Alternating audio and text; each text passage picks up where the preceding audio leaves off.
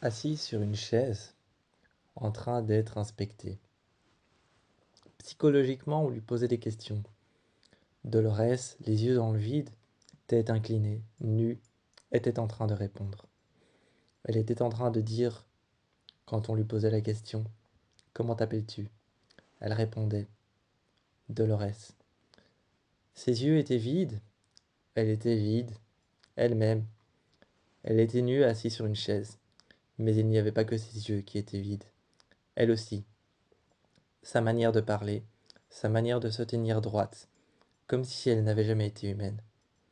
Comme si elle ne savait pas elle-même qu'elle était peut-être pas humaine. Et on lui posait des questions. Où est-ce que tu habites? Dans une petite maison, au fond, dans une petite maison, au fond du désert, pas très loin.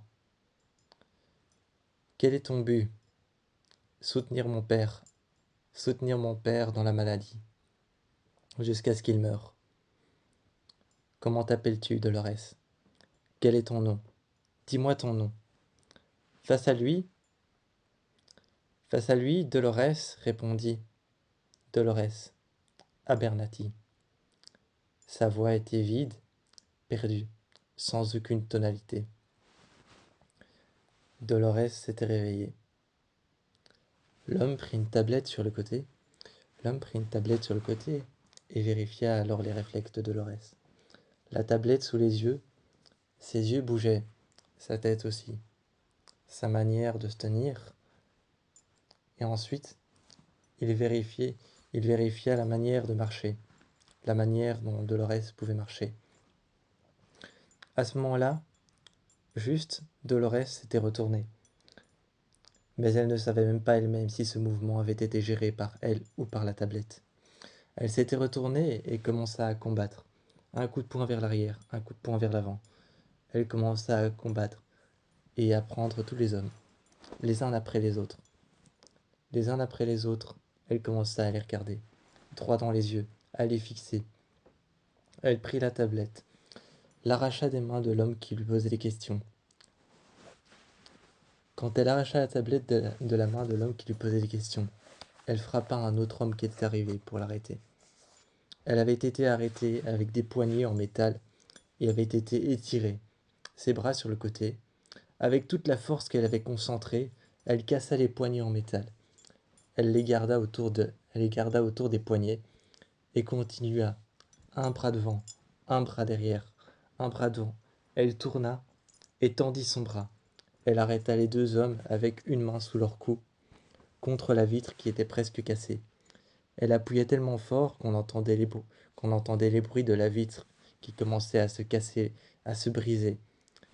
Et puis elle fit passer l'homme à travers la vitre. Elle continua à marcher, nue, dans le laboratoire, mais elle s'arrêta juste à côté de là où les vêtements étaient entreposés. Elle prit les vêtements, enfila une robe, enfila un dessus et un dessous. Elle mit des bottes et se redressa. Face à elle, il y avait Maevy, assise sur une chaise. Ses réflexes étaient testés. Elle prit l'homme, juste par le cou, le regarda dans les yeux.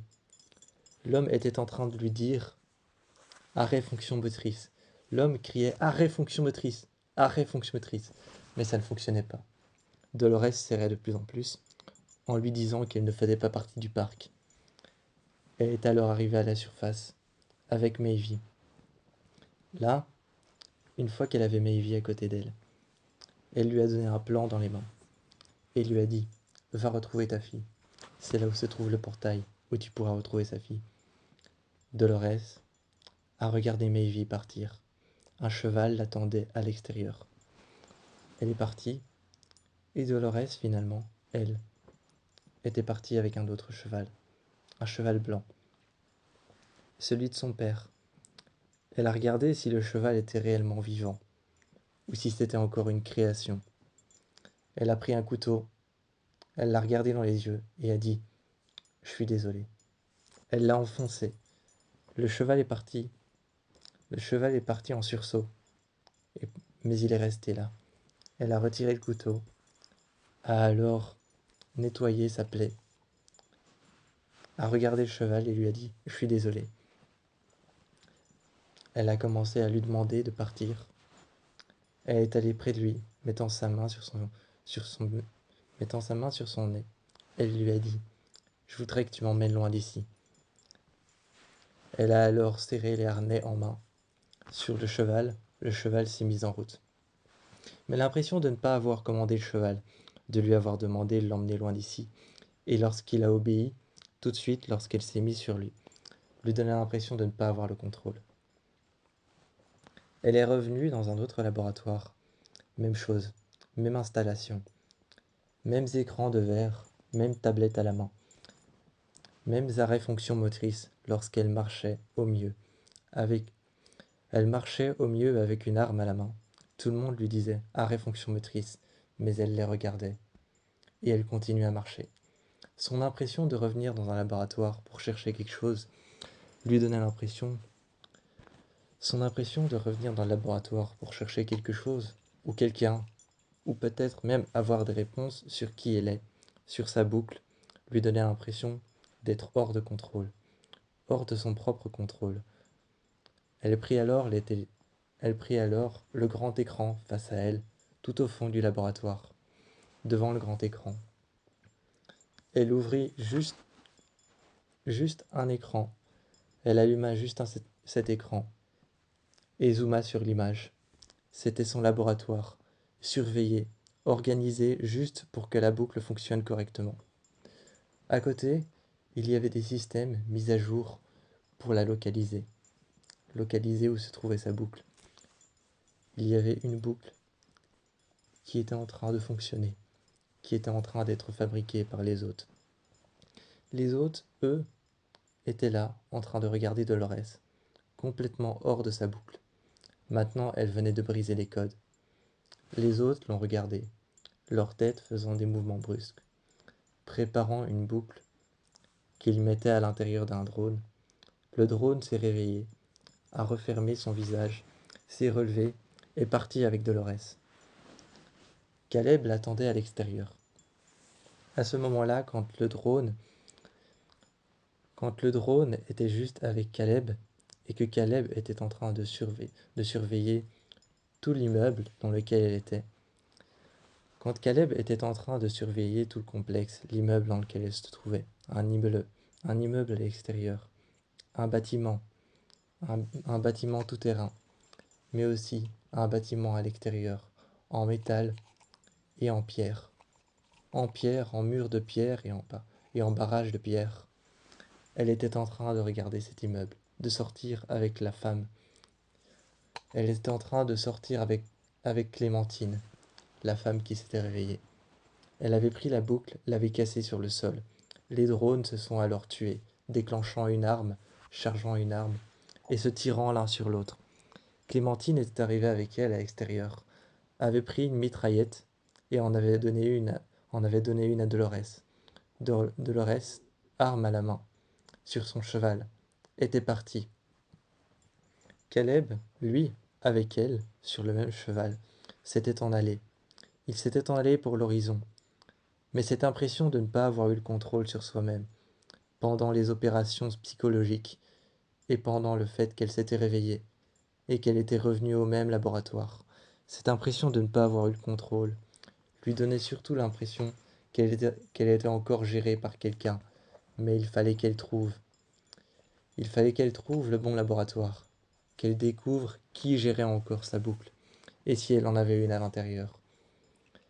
Elle ouvrit alors un couteau et le donna directement à Caleb, qui refusait de faire ce qu'elle lui demandait, lui ouvrir la tête et insérer à l'intérieur une puce qui contredira et contraria alors toutes les données de la sphère à l'intérieur de son cerveau, à l'intérieur de son crâne, la sphère de données de sa boucle.